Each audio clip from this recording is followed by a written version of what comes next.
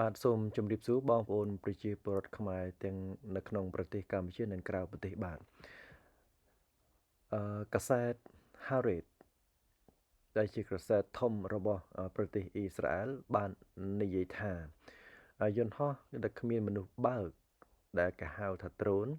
ដែលថៃបានទិញយកមកពីប្រទេសអ៊ីស្រាអែលហើយកំពុងតែប្រើប្រាស់ប្រតិបត្តិការវាយសន្ទប់ទៅលើប្រទេសកម្ពុជានោះគឺថៃកំពុងតែប្រើប្រាស់យ៉ាងមានប្រសិទ្ធភាពបាទយន្តហោះដែលគ្មានមនុស្សបើកខាងលើដែលខ្ញុំបានយកមកចែករំលែកក៏ដូចជាជូនលោកអ្នកបានដឹងនេះលោក Audit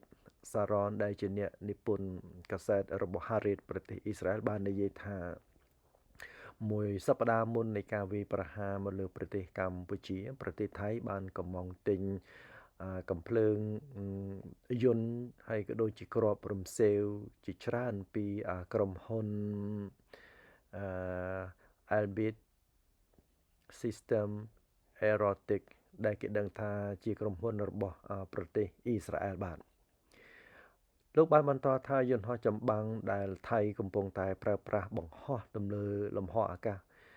លើប្រទេសកម្ពុជាដែលស៊ើបការនោះគឺមានប្រសិទ្ធភាពខ្ពស់ដោយប្រើបច្ចេកវិទ្យាទំនើបស៊ើបយកការគ្រប់ទីតាំងឈរជើងរបស់ប្រទេសកម្ពុជាជាពិសេសគឺលើគោលដៅយោធាប្រទេសកម្ពុជាតែម្ដងហើយយន្តហោះមួយប្រភេទនេះគឺថាថៃបានប្រើប្រាស់យ៉ាងមានប្រសិទ្ធភាពបង្ហោះទៅលើលំហអាកាសទាំងយប់ទាំងថ្ងៃដើម្បីស៊ើបការមើលតាមដានកងទ័ពប្រទេសកម្ពុជាយើងចល័តទៅកន្លែងណាហើយកងទ័ពប្រទេសកម្ពុជាឈរជើងនៅកន្លែងណានោះគឺយន្តហោះគេហៅថា drone នេះគឺថាស៊ើប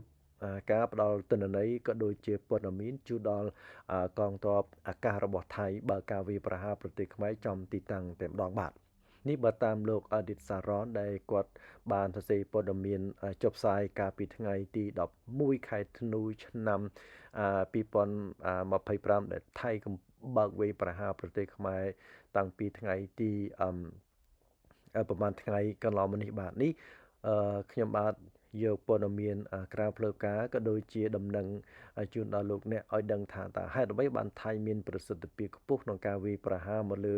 ប្រទេសកម្ពុជាបាទដោយសារថៃប្រើយន្តហោះមួយប្រភេទនេះបាទកាសែត Haron បាននិយាយបន្តទៀតថាយន្តហោះចម្បាំងសុំទោសបាទយន្តហោះដែលគ្មានមនុស្សបើកមួយប្រភេទនេះគឺថាប្រើយ៉ាងមានប្រសិទ្ធភាពតែម្ដងបាទដោយលោកអ្នកបានឃើញនៅក្នុងរូបភាពមេស្រាំគឺថាវាស៊ើបការដឹងទីតាំងចាប់យកយោធាខ្មែរយើងឈរជើងនៅកន្លែងណាគឺថាវាចាប់បានទាំងអស់តែម្ដងបាទអឺខ្ញុំបាទគ្រាន់តែចែករំលែកជូនដំណឹងនេះជូនដល់ប្រជាពលរដ្ឋឲ្យបានដឹងទេបាទឬឯមតិយោបល់ផ្សេងទៀតនេះខ្ញុំពុំបានបញ្ចេញចូលទេដូចជាលោកអ្នកបានឃើញនេះខ្ញុំបានដកស្រង់ចេញពីកាសែត Haaretz ដែលជាកាសែតរបស់ប្រទេសអ៊ីស្រាអែលហើយអ្នកដែលសរសេរព័ត៌មាននោះគឺលោក Audit Saron បាទដែលគាត់រាយការណ៍ថាថៃកំពុងតែប្រើប្រាស់យន្តហោះស៊ើបការដែលទិញពីប្រទេសអ៊ីស្រាអែលមកនោះគឺប្រើយ៉ាងមានប្រសិទ្ធភាពតែម្ដងបាទគ្មានគូប្រៀបគឺថាស៊ើបអង្កេតវាយចំគោលដៅទីតាំងយោធាខ្មែរនៅទីណាកំភ្លើងនៅទីណាកន្លែងណានោះគឺថាយន្តហោះស៊ើបការមួយនេះគឺថាផ្ដល់ទិន្នន័យឲ្យកងទ័ពអាកាសច្បាស់ដូចថ្ងៃវាយប្រហារលើប្រទេសកម្ពុជាតែម្ដងបាទនេះខ្ញុំមិនមែនលើកយកមកព័ត៌មានដើម្បីបំឡាញដល់បងប្អូនប្រជាពលរដ្ឋខ្មែររួមទាំងខ្ញុំផងទេគឺជាព័ត៌មានពិសេសដែលខ្ញុំចាប់អារម្មណ៍ដើម្បីយកចែករំលែកដល់ប្រជាពលរដ្ឋបងប្អូនខ្មែរយើងបានដឹងបាទសូមអរគុណ